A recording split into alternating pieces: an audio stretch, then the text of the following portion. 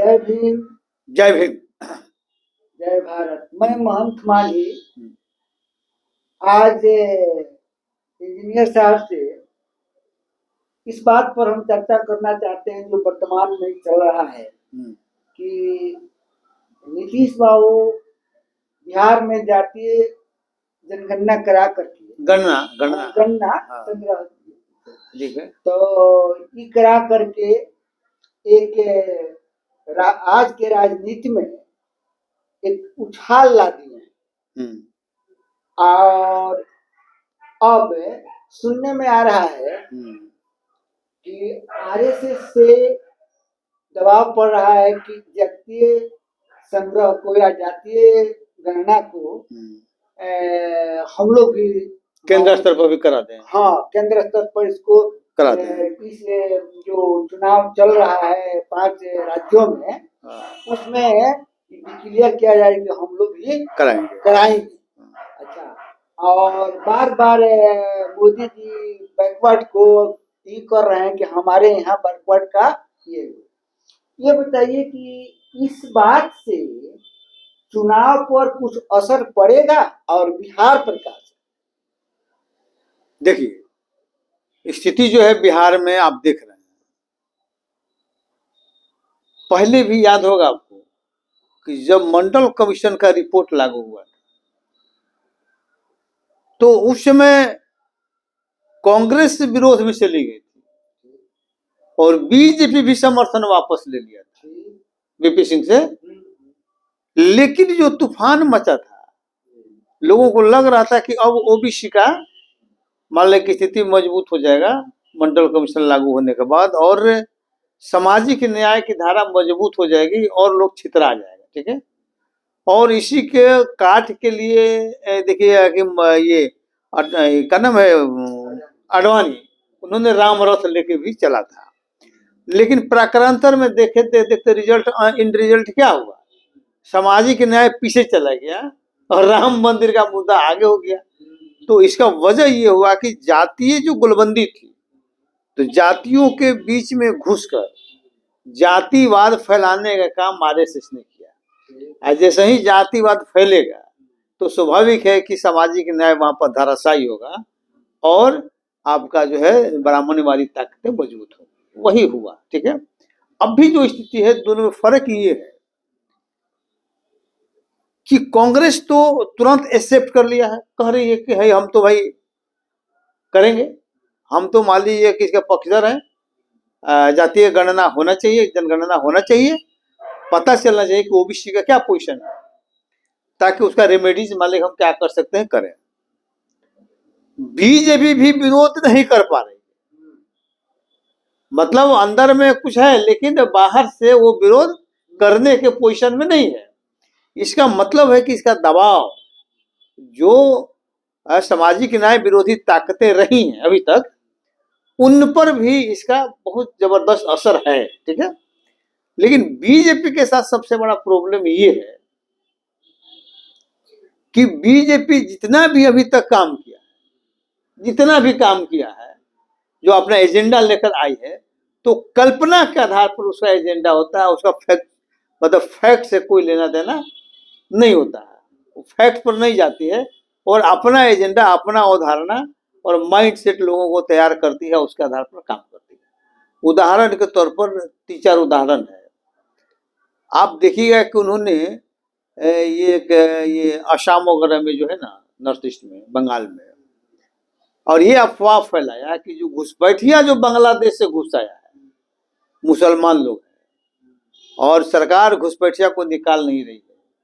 अब मेरी जब सरकार आएगी तो हम घुसपैठिया को निकाल बाहर करेंगे। ठीक है, लेकिन जब जांच हुआ असम में जांच हुआ तो अंततः जो है 19 लाख कुछ मतलब करीब 20 लाख के आसपास, नहीं 20 लाख के आसपास लोग अपने आप को प्रमाणित नहीं कर पाए कि वे भारत के नागरिक हैं, तो उनको मान लिया गया कि ये बांग्लादेशी हैं, बाहरी हैं, मतलब देश के नागरिक नहीं हैं।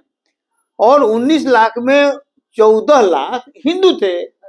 मुसलमान हल्ला हुआ था कि मुस्लिम है सब, तो बीजेपी ने चूंकि मुस्लिम विरोध करके वोट को, हिंदुओं के वोट को एकत्रित करने का उसका जो रहा है, जब प्रयोग हुआ तो पता चला कि उसको तो खराब स्थिति होती है, हिंदू अधिक मान लें उसे पर्पस हम लोग इस पॉइंट पर अभी हम नहीं ठीक है, तो वहां फंस गया। अब बाद में उसने सीएए भी लाया। तो चूंकि हमारा कहने का मतलब ये था कि वहां पर जो अवधारणा जो बनाया गया था वो अवधारणा गलत साबित हो गया। उसी तरह से अभी मान लीजिए एक अवधारणा वो गठित किया था लोगों के बीच में कि ये जो है गरीब जो है सवर्णों में भी गरीब है, ठीक है, और सवर्णों को गरीबी के गरीब सवर्णों को आरक्षण का सवर्ण में सामान्य वर्ग के और उन्होंने आरक्षण का 10% कर दिया प्रावधान, किसी ने विरोध नहीं किया। लेकिन अब जो अगर जातीय जनगणना होगा तो पता चल जाएगा कि रियल में गरीब कितना है।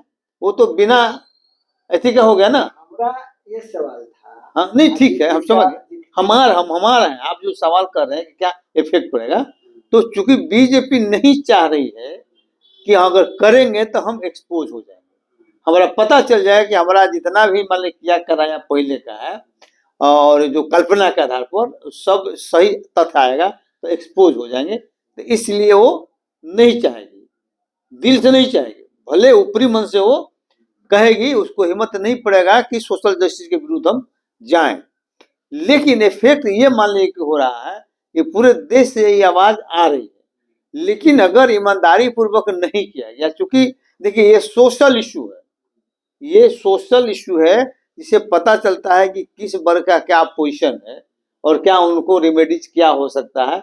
कल्पना के आधार पर करिएगा तो फेल हो जाएगा, ठीक है।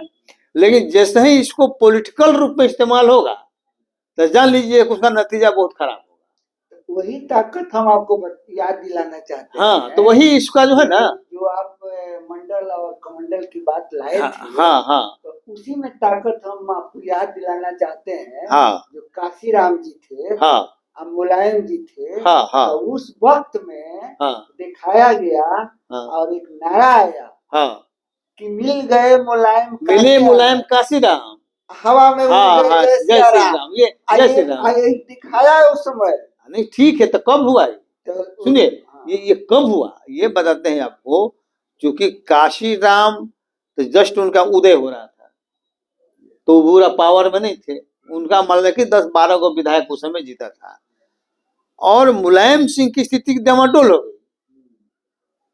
1991 जो विधानसभा चुनाव हुआ तो मुलायम सिंह तीसरे पोजीशन में चले गए और सेकेंड पोजीशन में जनता दल आ गया। मुलायम सिंह की स्थिति खराब हो गई, मतलब मात्र 35 विधायक उनका जीता था और विपक्ष में भी बचने के पोजीशन में नहीं थे। विपक्ष में जनता दल था बीपी सिंह का नेतृत्व वाला, तो उसका मालिक रेवती रमन सिंह विपक्ष के नेता बने थे।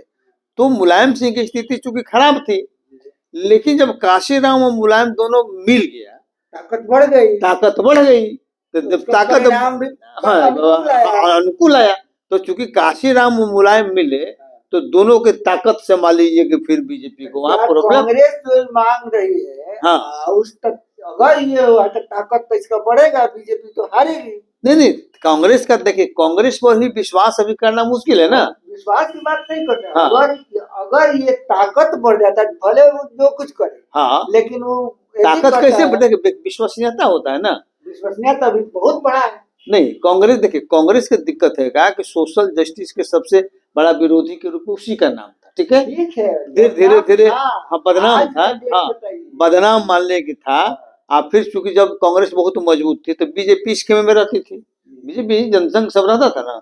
अब चूंकि बीजेपी बहुत मजबूत हो गई तो कांग्रेस में धीरे धीरे राहुल गांधी जब से आए, राहुल गांधी का जब से ये भारत जोड़ो आंदोलन वाले शुरू हुआ उन्होंने, तो उसी के बाद से बहुत बड़ा प्रभाव पड़ रहा है।